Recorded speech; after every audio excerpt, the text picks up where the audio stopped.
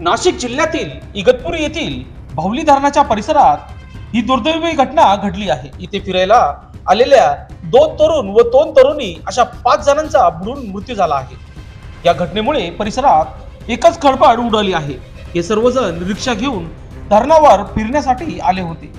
स्थानिक रहिवासी तसेच आदिवासी नागरिकांच्या मदतीने सर्वांचे मृतदेह धरणाच्या पाण्यातून बाहेर काढण्यात आले आहे।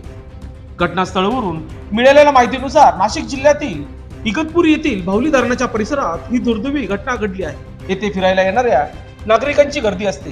भावली धरण परिसरात 2 तरुण व 3 तरुणी असे 5 जण रिक्षा घेऊन फिरण्यासाठी आले होते।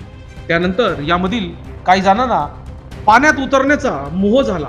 एका पाठोपाठ एक सर्वजण पाण्यात उतरले। होत असताना पाण्याच्या खोलीचा अंदाज न आल्यामुळे 5ही जण बुडू लागले। परिसरात कोणी